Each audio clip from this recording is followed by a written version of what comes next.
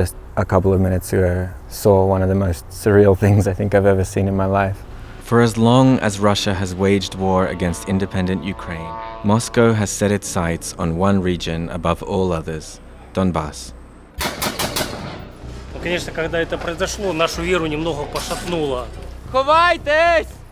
Since Russian proxy forces first occupied parts of it in 2014, this region, the industrial heartland of Ukraine, has been at the very center of Moscow's imperialist narrative of liberation. These fields, cities, coal mines and factories have seen some of the heaviest fighting and most combat deaths anywhere in the world since the Second World War. Quiet, and then suddenly a glide bomb. Against all odds, the people of Donbas, along with the Ukrainian soldiers defending their homes, continue to hold on. На вулкані. Жизнь на вулкані. Дуже важко, звісно, дуже важко. Серце розривається однозначно. This is the story of Donbas, of life on the edge of annihilation. На сьогодні це найгірше, що сталося за сьогодні. FPV-шки, каби, це все фігня. Так.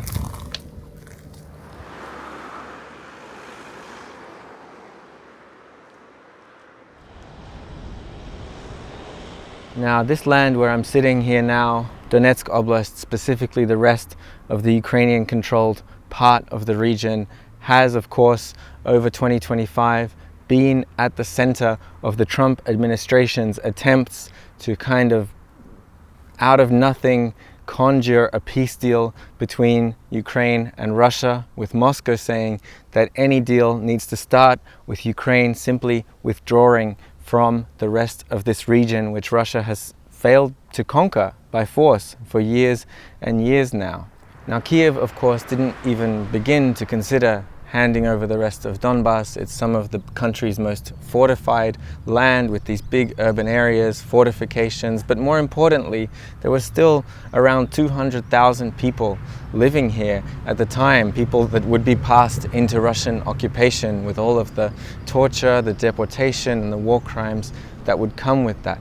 In this report, we want to bring you under the skin of this region that has meant so much for the defense of Ukraine against Russian aggression, that has meant so much for soldiers, for volunteers, for journalists, and most importantly, for the locals, the Donbas people that have been so long used as tools of Russian propaganda, and really meet them, understand who they are at a time when life as they once know it could be ending once and for all here in Donbas.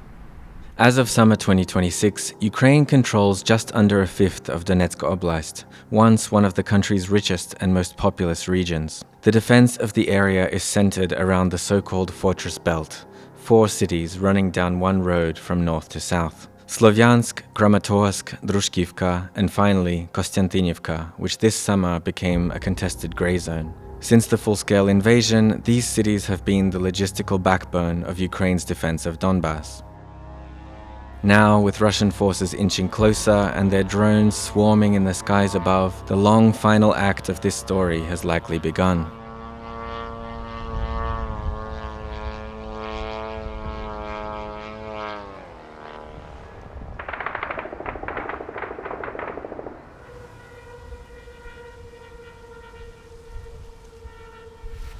No day goes by in Kramatorsk without a Russian drone or glide bomb attack.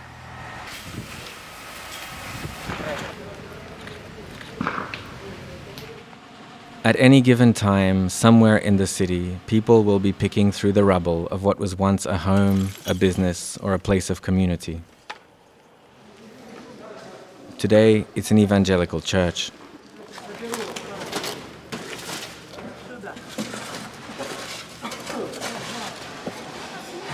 Вот так вот собираются люди на служение у нас. Вот такой у нас красивый зал, но то, что натворили ракеты, 2 каба упало 100 метров от здания церкви. Общая волна была 500, по 251 был. И через окна зашла волна и вот так подняла потолок. Я вообще до этого обстрела верил, что нас Бог сохранит наши города. Но, конечно, когда это произошло, нашу веру немного пошатнуло. Потому что это церковь, это скала, на которую мы опираемся. Бог, церковь, что все-таки надеялись, что Бог сохранит. Но еще верим, что Бог сохранит. Я не знаю, почему, откуда Бог дает, наверное, веры, что все-таки Бог сохранит наши города. Не даст зайти агрессору в наши города, и мы будем Украиной.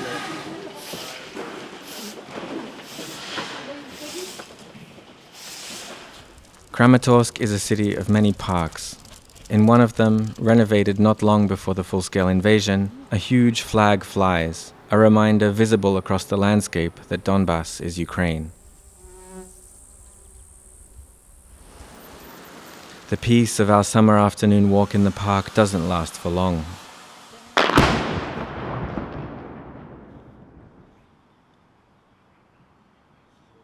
Just a couple of minutes ago, saw one of the most surreal things I think I've ever seen in my life. Just first a few gunshots.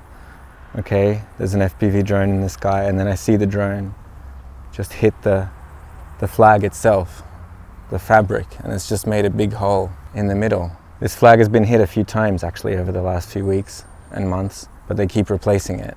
And for now, I mean, this city is kind of feeling more and more on edge, and people are walking around like normal, but there are drones in the air.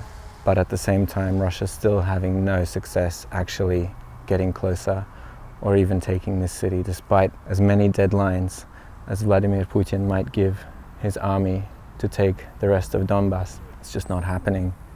And instead, the only thing they can hit are symbols.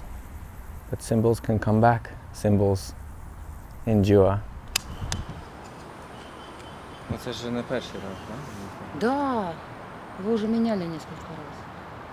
Прямо так по центру влучили. А вам А мне вот так вот через парк туда же выходить на юбилей. ви часто отак, це додому вам? Да. Да? Да не часто, просто по пути теперь, с автовокзала иду. Може краще обійти тут? Да. Вот это если бы раньше было.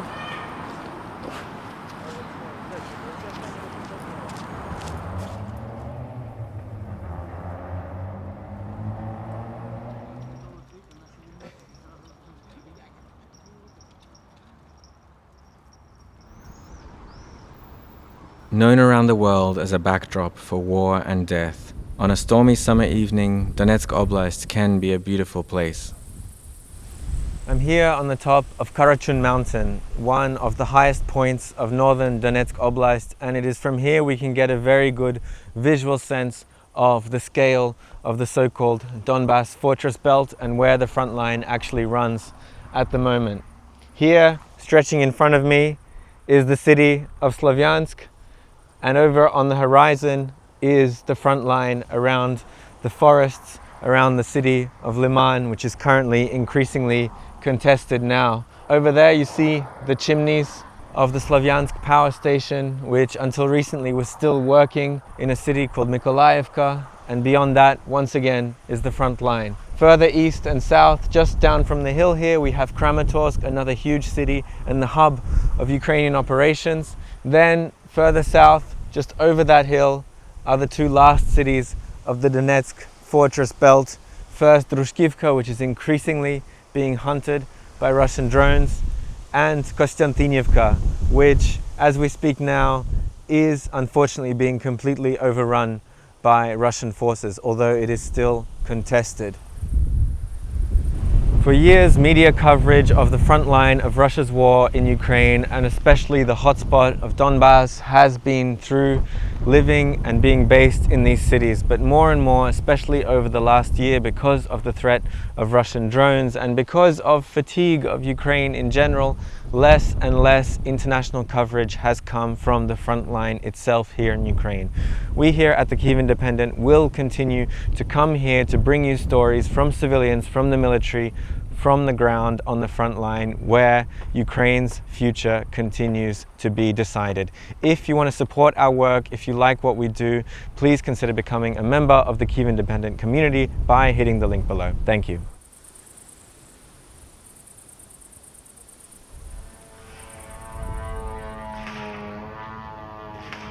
Though danger is always relative in a war like this, Sloviansk is the safest city on the fortress belt. Between glide bombs and drone attacks, residents continue to live, work, play, and distract themselves from the destruction around them. Вирішили зіграти весілля в рідному місті, поки це є можливим. Взагалі просто захотілося, мабуть. Вже звикли по більшій частині, а так все нормально, можна сказати. А що далі, які у вас плани? Плануємо переїжджати. Переїжджати? Before it was touched by Russia's war, Donetsk Oblast once prospered thanks to the great riches that lay underground: coal, ores, salt, or in this case, fine clay. Behind me is a pile of high-quality red clay from a quarry just outside of the city of Sloviansk, where we're in now, which for decades under Soviet times and then in independent Ukraine was a center for ceramics production from small to industrial scale. But in the meantime, just being here, it's hard to kind of overstate the symbolism of what I've got in my hands right now. The same Donbas land that for decades has brought so much riches and wealth to the people here and to Ukraine as a whole, that Russia is now desperate to take after over 12 years of war and 4 years of full-scale war. And the same land that the Trump administration thought that Ukraine could just hand over in exchange for a vague promise of peace is now continuing to give to these people. And now the people who are always so attached to it are going to evacuate this clay itself to be able to continue their livelihoods in a place that is safe from Russian drones, glide bombs, and artillery.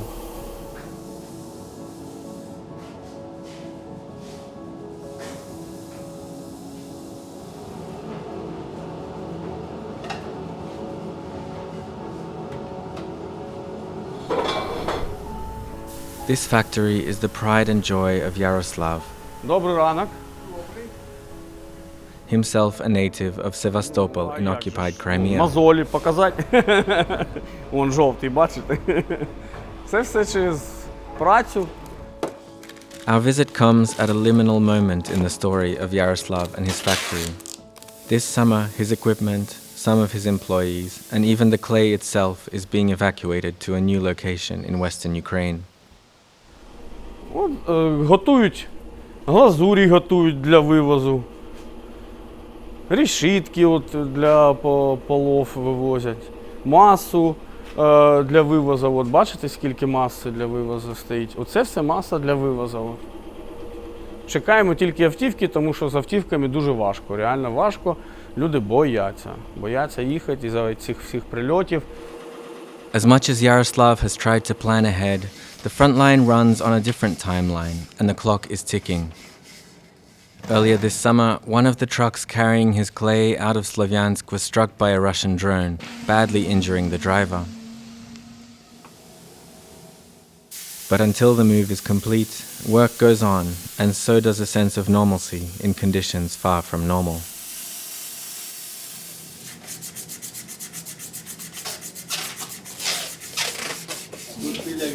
Не страшно працювати, коли якісь прильоти? Да нет, наоборот. Хоть чуть-чуть слышно, сразу отходишь. Я понимаю, что могут полететь осколки, но поблизости пока нету. А я вот рассказывала, у нас в субботу соседка домой возвращается, сбивают дрон. И этот дрон летит на нее. Она начинает бежать, и он за ней. Она бежит, тут собака кидается ей под ноги, она падает. Спасибо, что упала. Дрон поднимается и влетает в заброшку.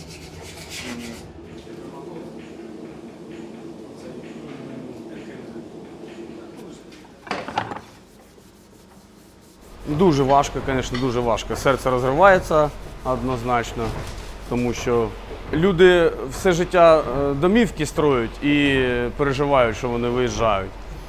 А тут ви самі розумієте, скільки домівок вкладено, труда, зусиль. Ну, це дуже важко.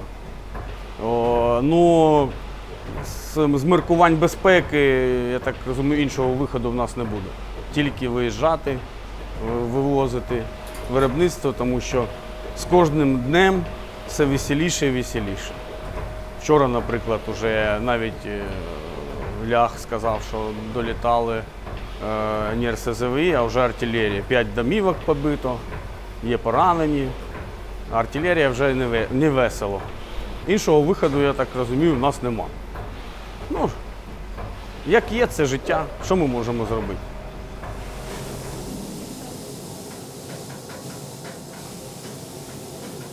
As the front line and all the ruin that comes with it approaches, life itself becomes a fragile endeavor. As tough and stubborn as the people making it might be, this is no longer a place for ceramics.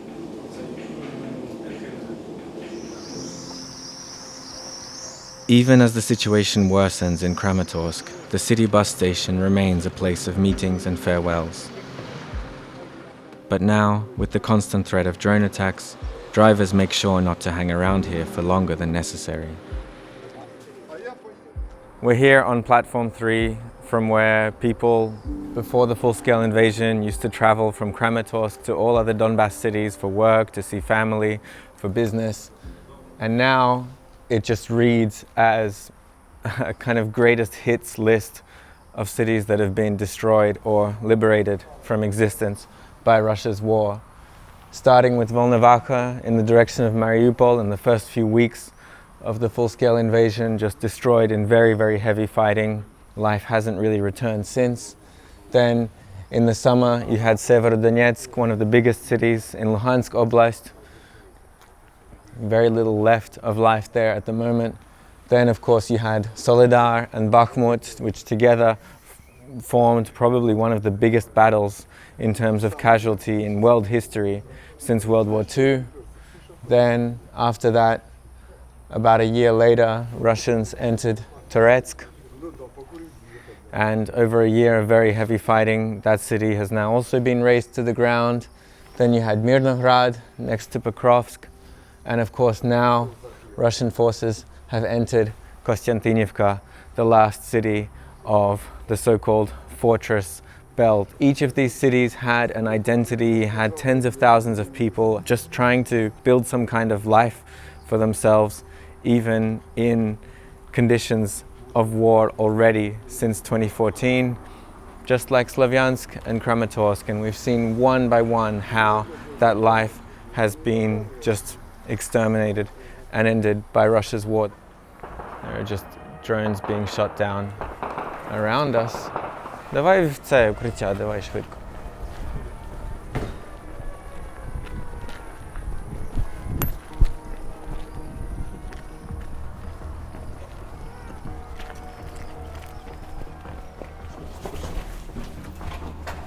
Не бачили його? А його не побачиш.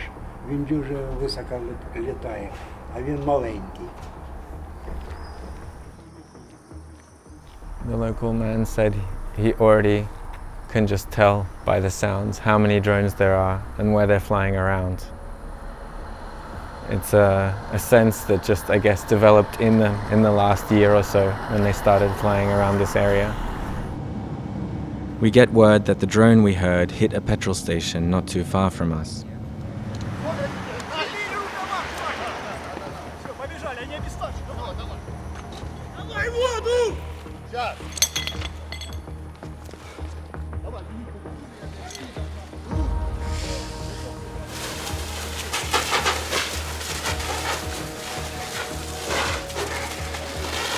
Їм біду робимо, на гемку їх. Вони вважають, що то ми винуваті. А що вони нам роблять тут? Коли ж вони там поздихають десь такі.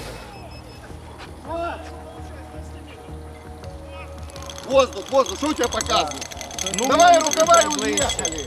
As the firemen go about their work, another drone is detected in the air. Давай до нас. Та зараз уже над центром, зараз буде. Ховайтесь!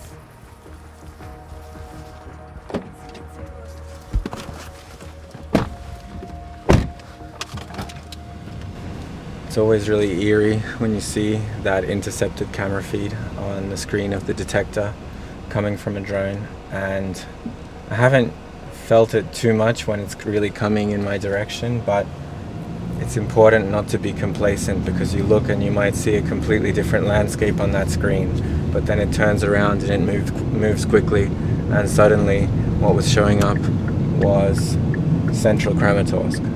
You could see the highway, the river over there, the factory, the park with the flag, and suddenly you understand that this thing is looking right where you are, and it probably has an idea of where it wants to go. And of course the big danger in cases like this is a double tap attack, waiting for emergency services, police to arrive at an area where the first attack has come, journalists, volunteers, humanitarian aid, and then hitting that again, whether that's with more FPV drones, ballistic missiles, artillery fire, or even a glide bomb.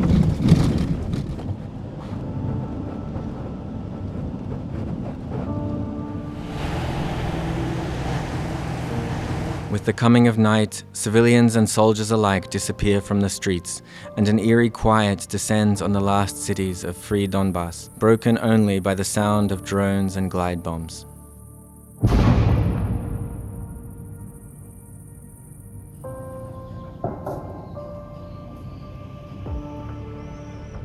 Traveling along the fortress belt is like using a time machine. The further from the front line, the further back in time you go, the further away from the all-consuming wave of Russia's advance. To see what future likely awaits Sloviansk and Kramatorsk, we travel to Druzhkivka.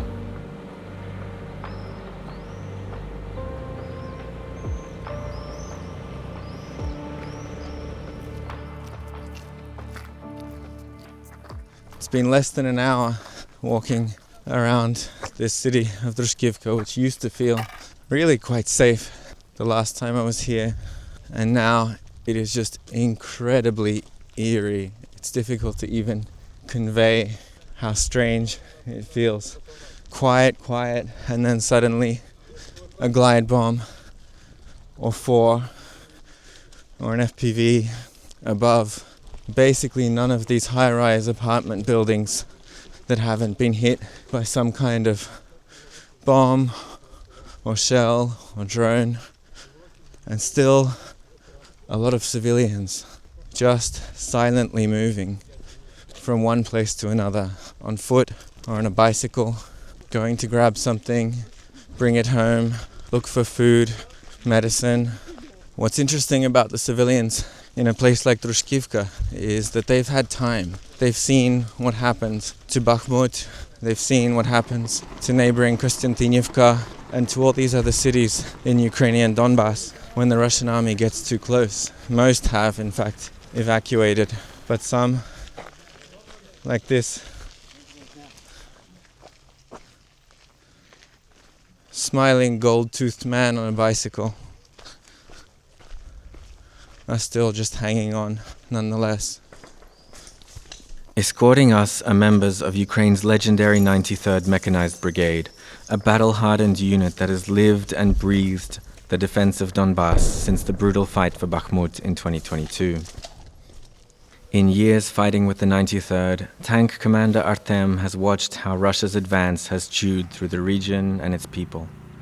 Мені здається, що треба заздалегідь більше підготовлювати наші міста до такої оборони. Так, кожен велике місто – це є фортеця, тому що там великі забудови, є промзона, в якій можна доволі гарно сховатися і вести оборону.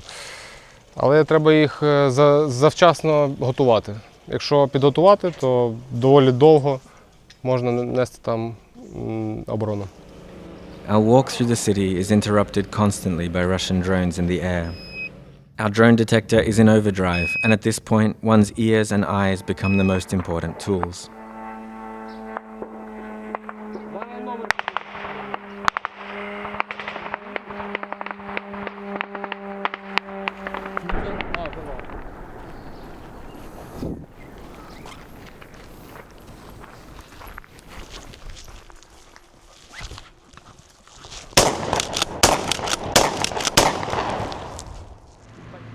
the civilians remaining in Druzhkivka are a small fraction of what was once a living city of over 50,000.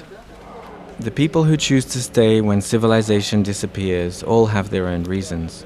There are those holding on to their homes, those who feel they have nowhere to go, and sometimes those who still hold sympathies for the country destroying their city in real time. Може, ви теж заховаєтесь з нами? Можно. Мы особо не прячемся. Да?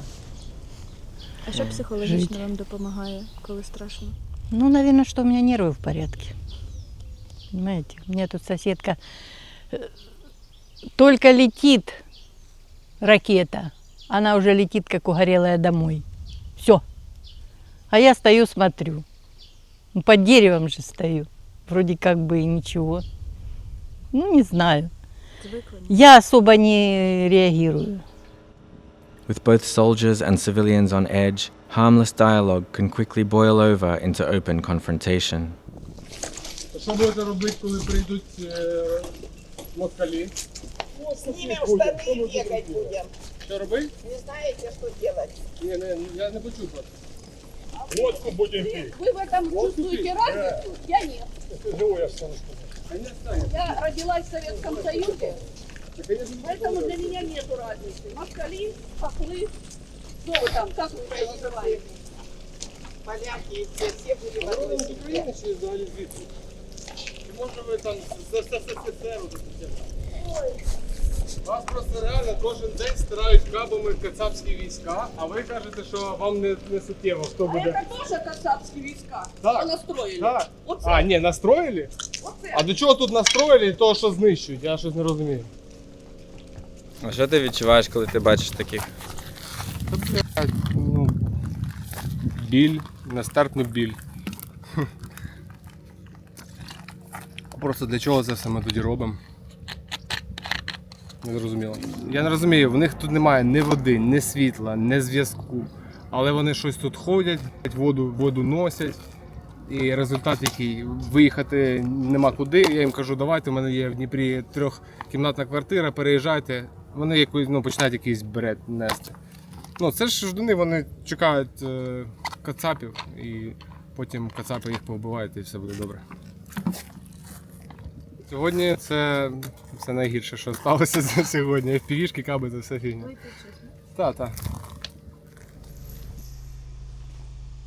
The more I live in Ukraine and the more I cover this war, the more I'm convinced that there is simply no better symbol for what Russia's war is about than a high-rise apartment building with a huge hole blasted in it.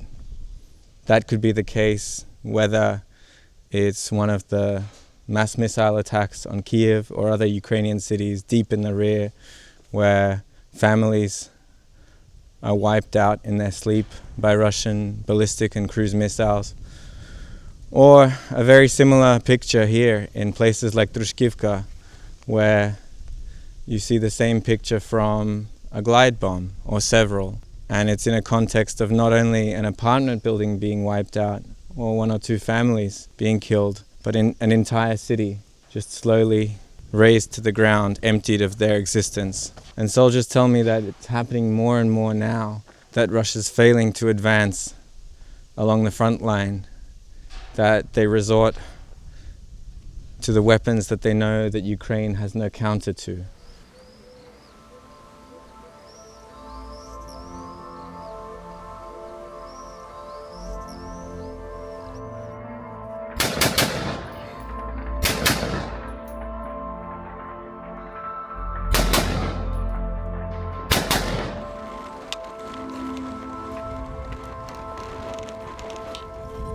Whether or not one lives in the range of Russian FPV drones, with the summer weather comes the desire to spend a day at the beach.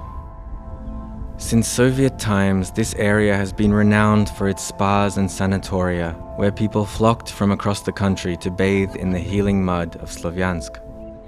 Now, no place in Donbas better displays how thin the line is between life and death.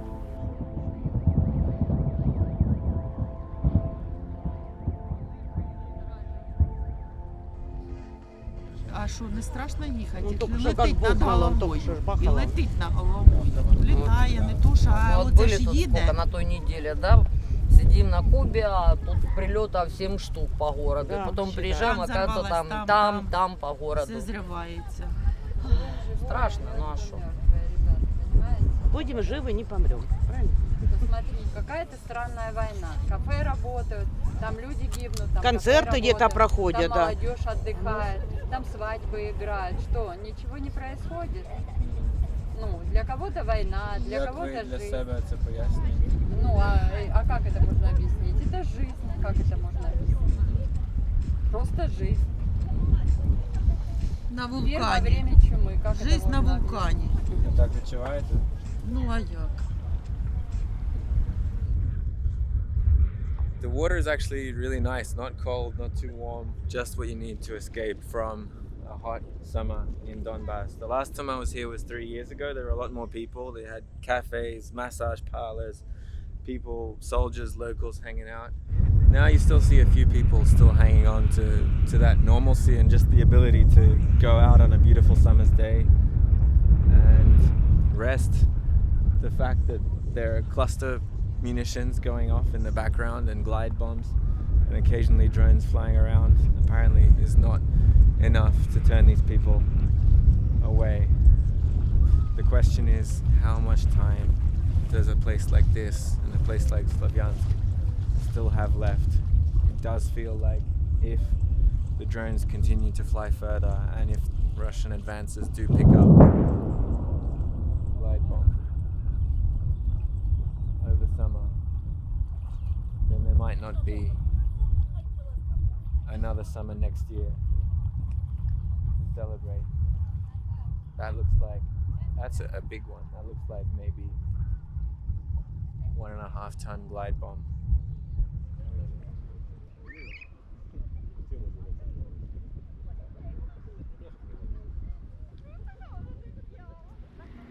Many soldiers have spent so long living and fighting here that this place has become like a new home for them.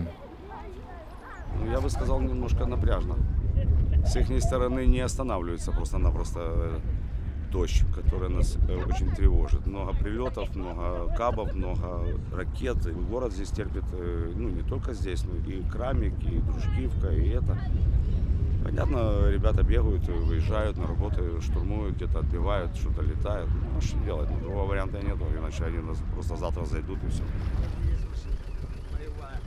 Это нам дали волонтеры когда-то. Говорят, ты вернете, когда закончится война. Вот они со мной и ездят, это талисман. Что, вы повесили, да? Обнял. Да. Тихо, подожди.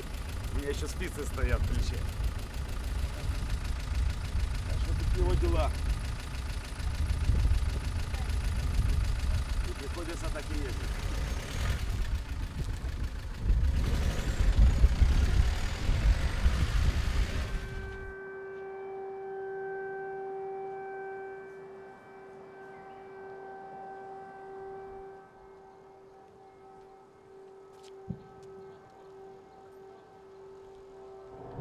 The Ukrainian flag in Kramatorsk is not left alone for long after the Russian drone strike.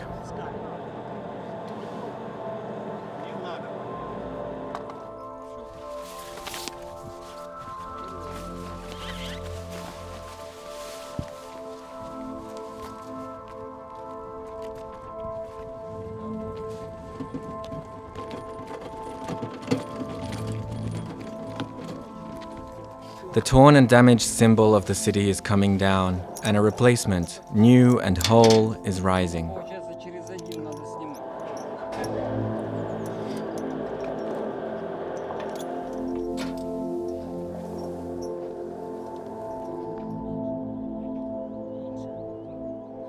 At their current pace, Russian forces could still take years more, not to mention hundreds of thousands of casualties, to conquer the rest of Donbas by force. But in the meantime, with every Russian drone and glide bomb, every logistics route cut off, every family evacuated, and every business closed down, what remained of life in Ukrainian Donbas is being extinguished.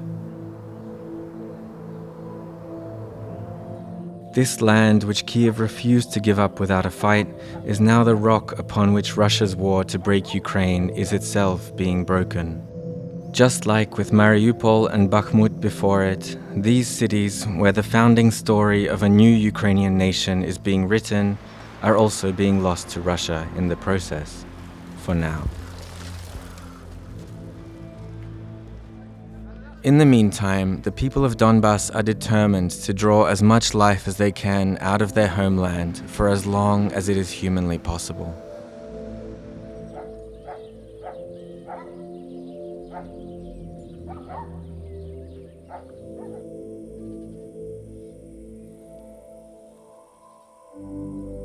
Thank you for watching this video. As I'm sure you could tell, it was quite a special and personal one to make for us who've come back to this region time and again over the past few years.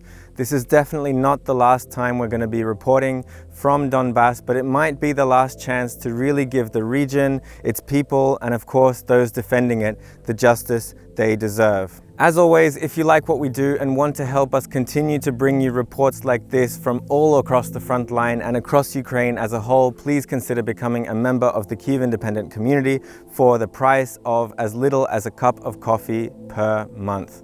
Link is down below. Thank you very much.